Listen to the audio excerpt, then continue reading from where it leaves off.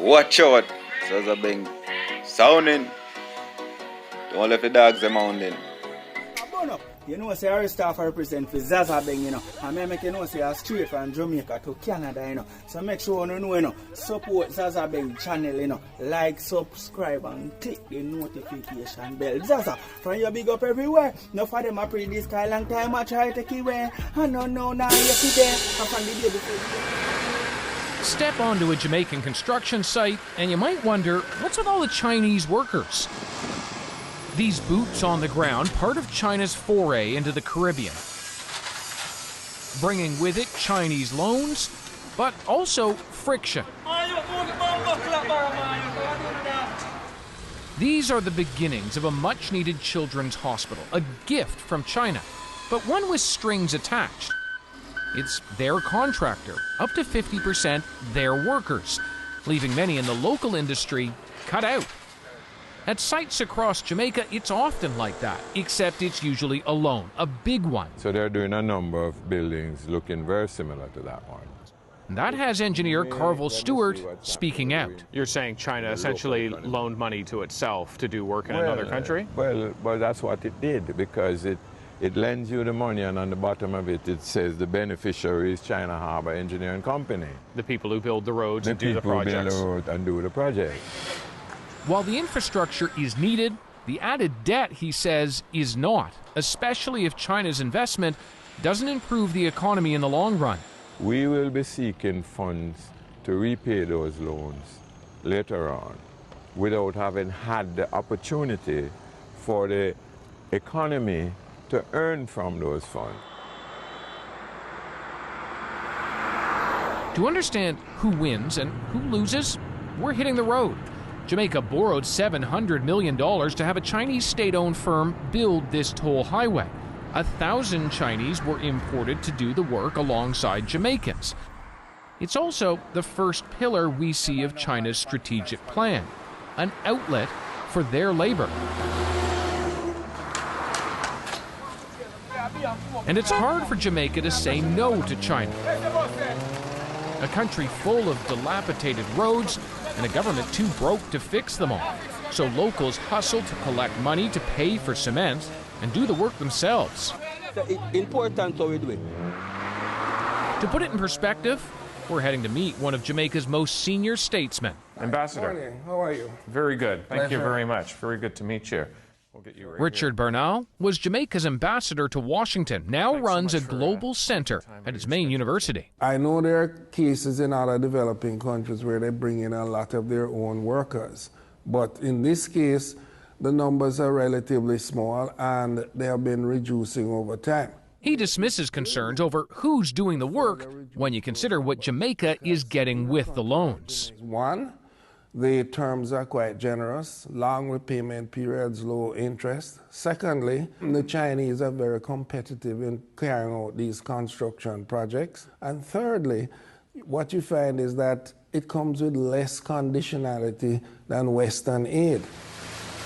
But in return for its money, China is looking for influence and opportunity. And that is all about location. So this is Little Goat Island? Yes, it is. Goat Island sits directly north of the strategically critical Panama Canal. Yes. And this is where the Jamaican government agreed to allow the Chinese to build a huge port. This is where they want to build a port. But when Ingrid Parchment heard about it, she knew it had to be stopped. I thought, why are we giving away one of our major resources to somebody because they have an idea? Why aren't we protecting for us what we need? She leads a group responsible for coastal conservation. What was it that concerned you in particular? I think the idea that they were going to be leveling the island, removing all of the trees, which is habitat for birds, and also the mangroves in particular, which are where the baby fish and crabs grow. We'd also have been doing a lot of dredging. And the dredging would mean that all of the seagrass, all of that lovely starfish you saw coming, etc., all of that would be lost as well. But not everyone had a problem. I think there are mixed responses. Persons thought there's opportunity for employment. Others thought maybe they would be using their boats to carry material back and forth. Jamaica struggles with that mix, and few places better illustrate that than here, the Alpart Mine, Another pillar for China is access to the Caribbean's resources. This mine lay dormant for years, but China needs aluminum, and the bauxite they process here is a key ingredient. When Chinese conglomerate Jisco bought it, they got that access, and the community got jobs. Do you know anybody who worked at the mine? My aunt is a chef. We depend on the mine. That's what we depend on. We don't have no other else source beside the plant. But the mine's reopening also brought problems. Last month, it shut down for an upgrade, pushing many back out to unemployment. But not before Jamaica's environmental regulator issued 16 enforcement orders against Jisco. The source of the problem? This vast residue disposal area.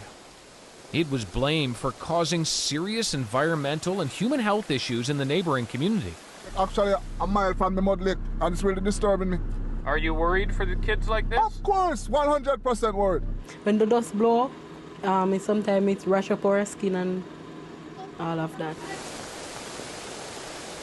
These are legitimate concerns, but they aren't new ones, says Ambassador Bernal. I'm not saying they haven't broken some laws, but guess what? The residue from bauxite plants have been here since they were established 50 years ago by Canadians and American firms. So if Jamaicans are concerned, he argues, they should take it up with their own government. Which is what Ingrid's group did. They pushed back against the government and won. Plans for the port on Goat Island? Cancelled. One of the things we were fearful of is that if you allowed for this, then what next?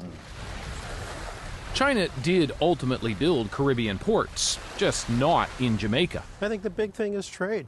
China analyst Scott McDonald is writing a book all about it. He's even got the title, The New Cold War in the Caribbean. Is the U.S. and China definitely have marked out a new competitiveness, a rivalry, if you want, that does look like a Cold War in some aspects. Because this is right in their backyard. This is the American backyard. This allows China to make a poke at the United States in its soft underbelly, if you want. The U.S. has warned Caribbean countries about taking on too much debt from China. Does debt mean that you are much more than just indebted on an economic level, that you are in part owned by China? I wouldn't go to say that you're owned, but perhaps China has a leverage.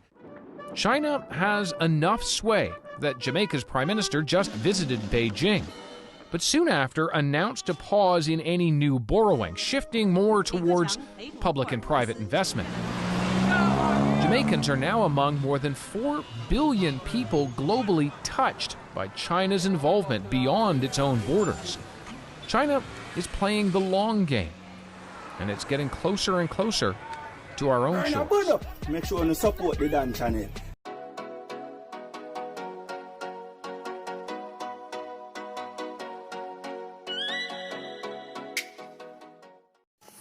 So yes, my people, again in a man, Zaza Beng in a man, sound in a don't let the dogs them own it. Like, subscribe and share to my channel. You see me, I say much love, I appreciate it, you see it.